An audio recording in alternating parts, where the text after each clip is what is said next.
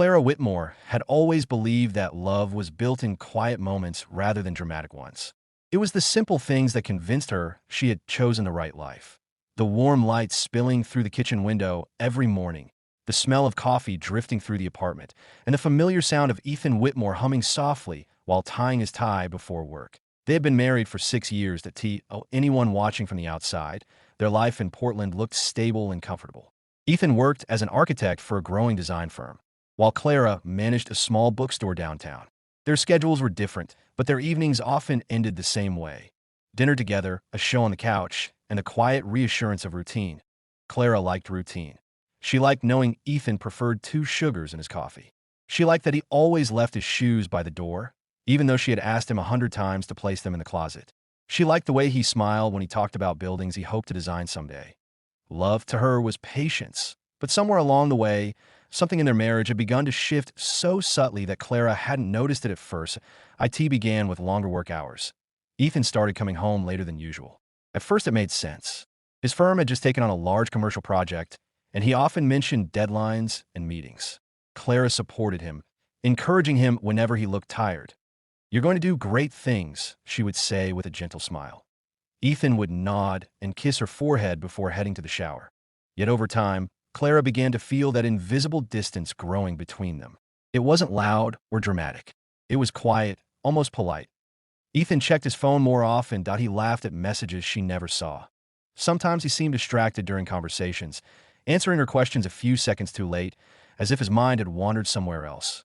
Clara told herself she was imagining it. Marriage had phases. Everyone said that. Still, the bookstore had become her refuge. The small shop sat on a quiet street corner, surrounded by coffee shops and old brick buildings. It smelled like paper and wood polish, and the gentle creak of the wooden floorboards felt comforting. Books, after all, always made sense. Stories had clear beginnings, conflicts, and endings. Real life wasn't always so simple. One rainy Tuesday afternoon, while Clara was reorganizing a display near the front window, the doorbell chimed. She looked up at a man stepped inside, shaking droplets of rain from his jacket. He looked to be in his early 30s, tall, with dark hair slightly damp from the weather. His expression carried a calm confidence, the kind that suggested he was used to navigating unfamiliar places without hesitation. "Sorry," he said with a small smile. "I didn't mean to bring the rain in with me." Clara returned the smile politely. "It's Portland," she replied. "We're used to it." The man glanced around the bookstore, his eyes scanning the shelves with quiet curiosity. "It's a beautiful shop," he said. "You don't see many places like this anymore." Clara felt a small sense of pride. "Thank you. I try to keep it that way."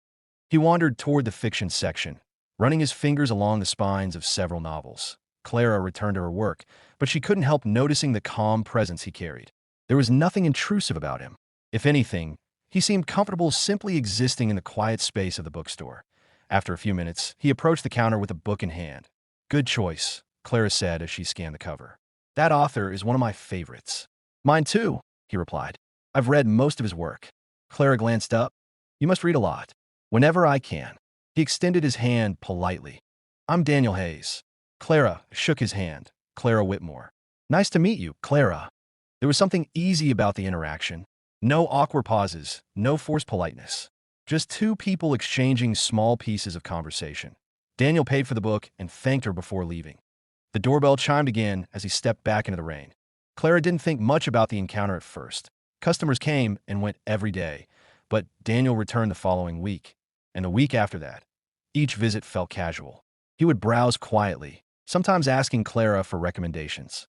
Their conversations gradually stretched longer, about novels, about travel, about the strange comfort certain stories could bring during difficult times. Clara found herself looking forward to those conversations, and it had been a long time since someone listened so carefully when she spoke. Ethan used to listen like that once. Meanwhile, at home, Ethan's late nights continued. Some evenings, he barely touched his dinner before saying he needed to check emails. Other nights, he claimed exhaustion and went straight to bed. Clara noticed the changes, but she kept her worries to herself. Marriage required trust. Yet the silence between them had grown heavy. One evening, as Clara washed dishes alone in the kitchen, she glanced at the empty chair across the table. Ethan had texted earlier saying he would be late again. She dried her hands slowly. The apartment felt unusually quiet. For the first time in years, Clara wondered whether routine could sometimes hide problems rather than solve them. The next afternoon, Daniel appeared at the bookstore once more, but this time he didn't head for the shelves immediately. Instead, he approached the counter with a thoughtful expression. "Can I ask you something?" he said. "Of course." He hesitated for a moment before speaking. "Do you ever feel like life quietly changes direction without asking your permission?" The question surprised her. Clara studied his face carefully. "Sometimes," she admitted. Daniel nodded slowly, as if her answer confirmed something he had already suspected. Outside, the rain tapped softly against the windows. Inside the bookstore, surrounded by thousands of stories about love, betrayal, and second chances, Clara felt the faintest sense that her own life might be beginning a chapter she had never planned to write. In the weeks that followed, Daniel Hayes became a familiar presence in Clara Whitmore's bookstore. His visits were never loud or dramatic. He would step through the door quietly, offer a small greeting, and wander through the shelves as if the place gave him a sense of peace he hadn't found elsewhere. Clara noticed how naturally their conversations flowed. Tea first. They spoke only about books. Daniel seemed to enjoy thoughtful novels, stories about people facing difficult choices, about lives quietly shifting beneath the surface. Clara appreciated that he didn't rush through discussions. When she shared her thoughts about a story, he listened carefully, asking questions that made her think deeper about the characters. It had been a long time since anyone had taken such interest in what she had to say. One evening, after closing the shop, Clara lingered near the window while finishing the day's paperwork. The street outside glowed under soft yellow streetlights, and rain traced thin lines down the glass. Daniel had stayed later than usual that day, helping her reorganize a shelf after accidentally knocking a few books loose. "You didn't have to stay," Clara had told him. Daniel shrugged lightly. "I didn't mind," he replied. "Besides, it gave us an excuse to talk longer." Clara had laughed softly, surprised by how comfortable she felt in his company. As she locked the door that night, Daniel stood beside her beneath the awning, watching the steady rain fall across the quiet street.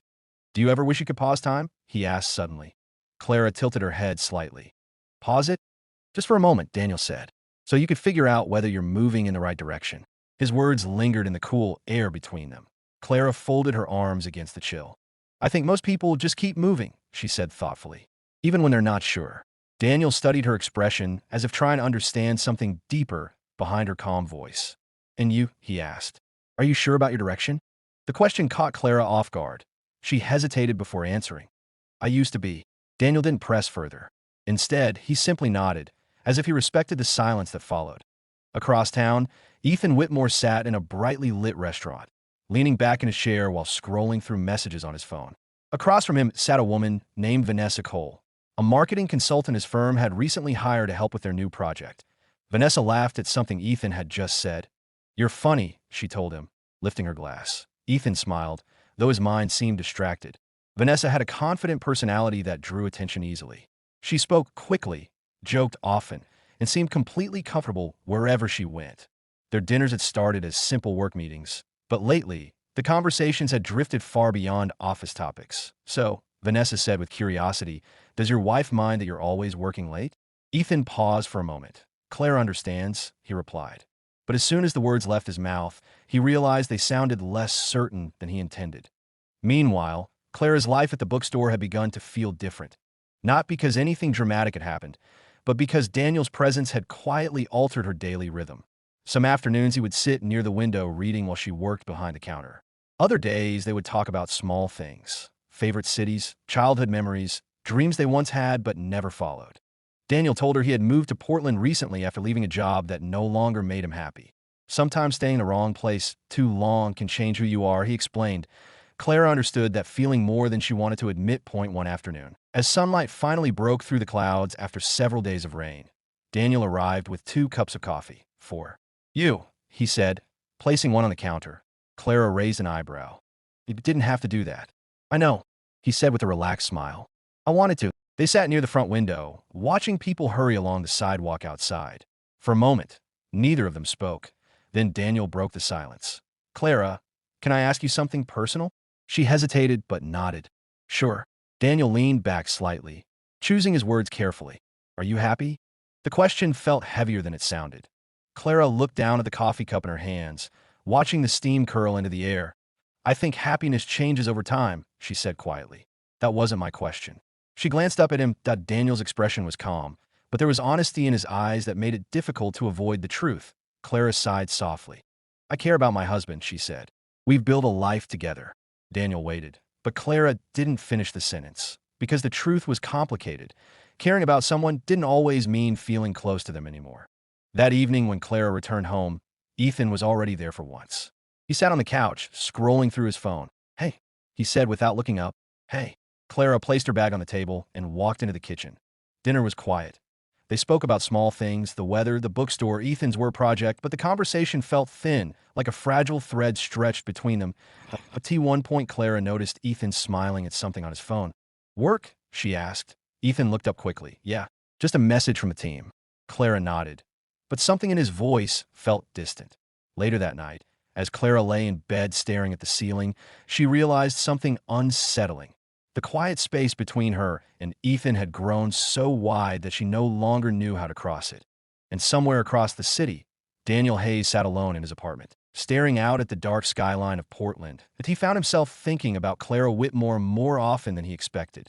Not because of anything inappropriate, but because when he spoke to her, he felt something rare, connection. Meanwhile, Ethan Whitmore typed a message on his phone before setting it aside. The message was short. Tonight was nice. Let's do it again soon. Vanessa responded almost immediately as the city lights flickered across the rain-soaked streets. Three lives continued moving forward, each person unaware that their quiet decisions were slowly guiding them toward a moment none of them would be able to ignore. Autumn arrived quietly in Portland, painting the streets with soft shades of gold and amber. The air grew cooler, and the bookstore windows fogged slightly each morning as Clara Whitmore unlocked the door and stepped inside. She had begun noticing how much the small shop had become the center of her emotional world. Not just because of the books, because of Daniel Hayes. His visits had become almost predictable. Some days he arrived late in the afternoon with a quiet greeting. Other days he appeared earlier, coffee in hand, settling into the worn armchair near the window while Clara arranged new arrivals on the shelves. Their conversations had slowly grown deeper. They spoke about their childhoods, about decisions that shaped their lives, about moments they sometimes wished they could relive or change. Daniel never rushed these conversations. He listened with patience, as if every word Clara shared mattered. Clara hadn't realized how much she missed that kind of attention. One afternoon, Daniel helped her carry a box of new books into the back room. When they finished, they lingered there for a moment, standing in the quiet space, surrounded by stacked cartons and the faint scent of paper. You work hard, Daniel said, brushing dust from his hands. Clara smiled faintly. It's a small shop. It needs attention. I think it's more than that. What do you mean? Daniel leaned lightly against the wall. You care about this place. You've built something meaningful here. Clara looked around the room thoughtfully. Sometimes I think the shop understands me better than most people do. Daniel watched her carefully. I don't think that's true. Clara raised an eyebrow. No, Daniel said gently. I think you just haven't had many people take the time to understand you. His words lingered in the quiet room. Clara felt a strange warmth rise in her chest, though she quickly brushed it aside. Across the city, Ethan Whitmore's life had begun to follow a very different rhythm. His firm's new project demanded long hours, but work was no longer the only reason he stayed out late. Vanessa Cole had become a regular presence in his evenings. Tea first. Their meetings had focused on business plans and marketing strategies. But gradually those conversations had drifted toward personal stories and shared frustrations. Vanessa had an easy charm that made everything feel lighter. One evening they sat together at a quiet bar near the riverfront. Music played softly in the background while city lights shimmered across the water outside. You seem distracted tonight, Vanessa said, studying Ethan over the rim of her glass. Just tired, Ethan replied. We're tired, she said. Or life tired? Ethan let out a quiet laugh. I didn't realize there was a difference. There always is. Vanessa leaned forward slightly. You ever feel like you built a life that looked perfect on paper, but something inside it stopped working? Ethan didn't answer immediately. Instead, he looked out toward the river. Sometimes, he admitted. Vanessa nodded slowly. I figured. The conversation shifted after that, but Ethan couldn't shake the weight of her words. Meanwhile, Clara found herself noticing small changes within her own thoughts. Daniel's presence had become something she quietly anticipated. When the bookstore door opened, part of her hoped it would be him stepping inside. That realization made her uneasy. She loved Ethan, and at least she believed she did. But love felt different now than it had years ago. It no longer carried the warmth and closeness she once felt. Instead, it had settled into something quieter, something more like obligation than connection. Point one late afternoon. Daniel arrived just before closing time. Clara was standing on a small ladder adjusting a display when he entered. Careful, Daniel said with a grin. That ladder looks unstable. Clara laughed softly. I've used it for years. It's stronger than it looks. Daniel walked closer, holding the base of the ladder just in case. When Clara climbed down, their eyes met for a brief moment. Neither spoke, but the silence felt different this time. More charged. Clara cleared her throat and moved behind the counter. You're here late today. I had a meeting earlier, Daniel replied, but I didn't want to miss seeing you. The sentence slipped out so naturally that both of them paused afterward. Daniel looked slightly surprised by his own honesty. Clara felt her heartbeat quicken. That's a dangerous thing to say to a married woman, she said quietly. Daniel didn't smile this time. I didn't mean it like that. I know. Another silence followed, but this one felt heavier. Daniel took a slow breath. Clara, I respect your life. I really do. I would never want to cause problems for you. She nodded. I know that too. Yet neither of them stepped further away. Instead, they stood there in a quiet bookstore, surrounded by stories about complicated lives and impossible choices. Finally, Daniel broke the tension. I should go. Clara walked him to the door. Outside, the evening sky had turned a deep shade of purple as the sun dipped below the buildings. Daniel paused on the sidewalk before leaving. Clara, he said gently, sometimes people meet at the wrong time in life. She looked at him carefully. And sometimes, he continued, they meet exactly when they need to. Clara didn't know how to respond. She simply watched as Daniel walked away down the street. Later that night, when Clara returned home, Ethan was once again sitting on the couch scrolling through his phone. Hey, he said casually, hey. She sat beside him, studying his face for a moment. Do you ever think we've changed? She asked. Ethan glanced at her briefly. Everyone changes. That's not what I mean. He set his phone aside. What are you asking, Clara? She hesitated. I don't know, she admitted softly. Ethan sighed and leaned back against the couch. Work's been stressful lately. Maybe we're both just tired. Clara nodded, though his answer didn't truly address her question. Later, long after Ethan had fallen asleep, Clara remained awake staring at the dark ceiling. Her thoughts drifted toward Daniel's words earlier that evening. Sometimes people meet at the wrong time, but sometimes they meet exactly when they need to. For the first time since her marriage began, Clara wondered whether her life had quietly reached a crossroads she could no longer ignore. A quiet tension settled over Clara Whitmore's life in the days that followed. Nothing around her had visibly changed. The bookstore still opened at the same hour every morning. Customers still wandered through the aisles searching for new stories, and the familiar bell above the door continued to chime whenever someone stepped inside. Yet Clara felt as though something inside her had shifted. Daniel Hayes's words lingered in her thoughts more than she wanted to admit. She tried to distract herself with work, carefully arranging displays and recommending novels to regular customers. But the calm rhythm of the bookstore no longer felt quite as steady. She had always believed her life followed a clear path. Now that path seemed uncertain. One afternoon, while Clara sorted a shipment of newly delivered books, the bell above the door rang softly. She looked up. Daniel stepped inside. He paused briefly near the entrance, almost as if he was unsure whether he should be there. Clara felt a quiet flutter in her chest. Hi, Daniel said. Hi. His voice carried the same calm tone she had grown used to, yet something in his posture seemed more cautious than usual. Daniel approached the counter slowly. I almost didn't come today, he admitted.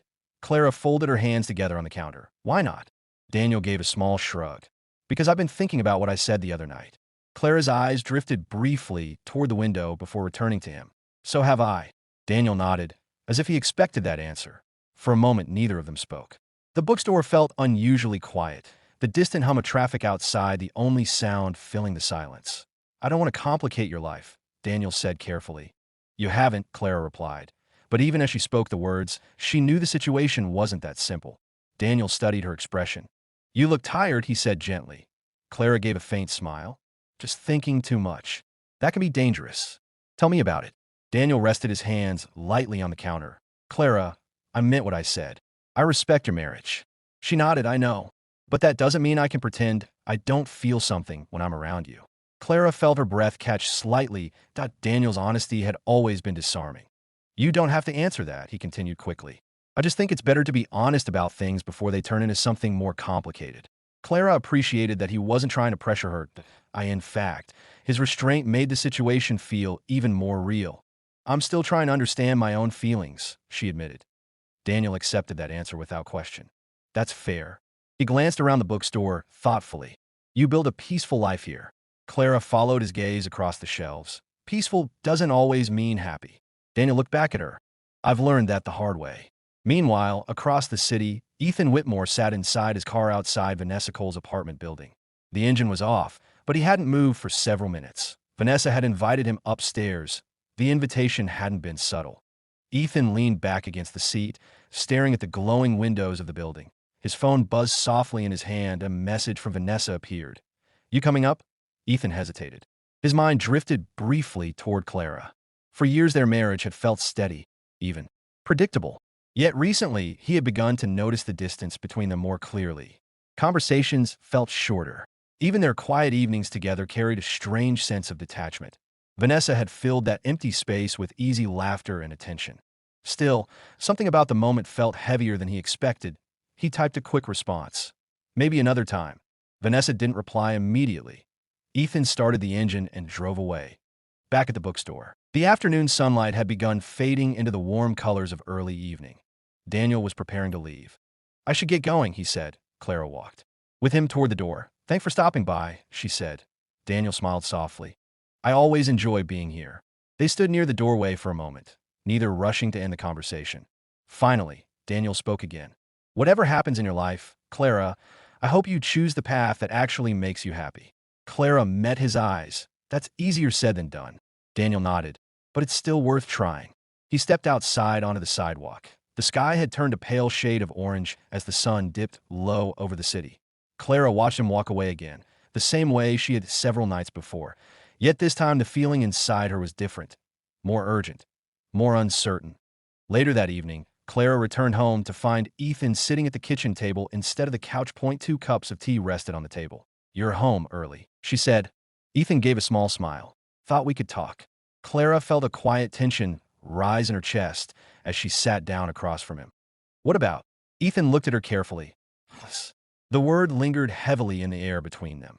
For the first time in months, both of them seemed ready to acknowledge the distance that had quietly grown inside their marriage. But neither of them yet knew how much their lives had already begun to drift toward choices that would soon be impossible to ignore. And somewhere in the city, Daniel Hayes walked slowly along a quiet street, wondering whether he had just stepped into a story that might change all three of their lives.